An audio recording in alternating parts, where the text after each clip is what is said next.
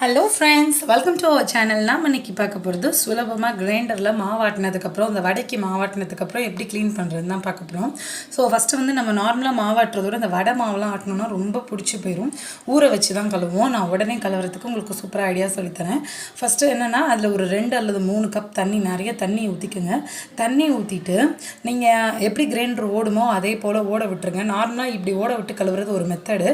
இதில் வந்து நம்ம பாத்திரம் விளக்குற நார் இருக்கு இல்லையா, அது ஏதாவது ஒரு சைடு வச்சிங்கன்னா அது இப்படி ரொட்டேட் ஆகிறதுல உங்களுக்கு ஃபுல்லாகவே, அதாவது அந்த எந்தெந்த இடத்துலலாம் வந்து அந்த மாவோட திட்டு இருக்கோ அது எல்லா இடத்துலையும் படுற மாதிரி நீங்கள் கரெக்டாக அந்த ஸ்க்ரப்பரை வச்சிங்கன்னா உங்களுக்கு ஃபுல்லாக அந்த மாவு ஈஸியாக எடுத்துகிட்டு வரும்.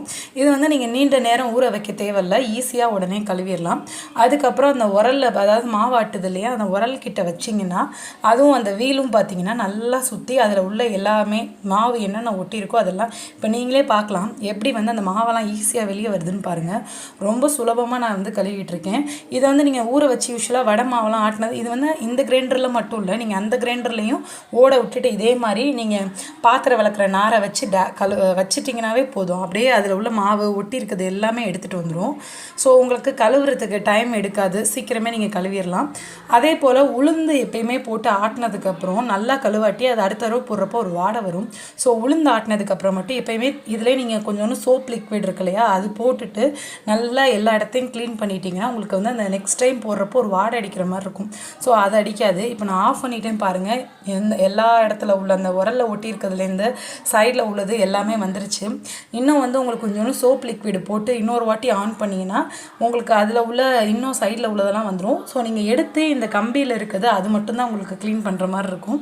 அது நீங்கள் லைட்டாக தேய்ச்சிங்கனாவே போயிடணும். ஏன்னா தண்ணியில் இப்படி ஓடுறனால அதில் ஊறிடும் பட்டு. ஸோ உங்களுக்கு எடுத்து க்ளீன் பண்ணுறதுக்கு ரொம்ப ஈஸியாக இருக்கும். இந்த மெத்தட் வந்து உங்கள் எல்லாத்துக்கும் பிடிச்சிருக்குன்னு நினைக்கிறேன். ஏன்னா நம்ம வந்து கிரைண்டர் வந்து உடனே கழுவிடுறதுக்கு ஒரு சுலபமான ஒரு மெத்தடு. பாதி பேருக்கு தெரிஞ்சிருக்கலாம், முழுக்க முழுக்க தெரியாதவங்களுக்காக தான் இந்த வீடியோ. ஸோ சுலபமாக நம்மளோட லைஃப் ஸ்டைல் வாடுறதுக்கு இன்னும் நிறைய டிப்ஸ் நம்ம சேனலில் வந்துகிட்டே இருக்குது. அதுக்கு நீங்கள் செய்ய வேண்டியது பட்ஸ் டூப்லமாக சப்ஸ்கிரைப் பண்ணிக்கோங்க. கூடவே பக்கத்தில் இருக்க பெல் ஐக்கானை கிளிக் பண்ணிங்கன்னா நம்ம அப்டேட்ஸ் உடனுக்குடன் வந்து சேரும். தேங்க்யூ.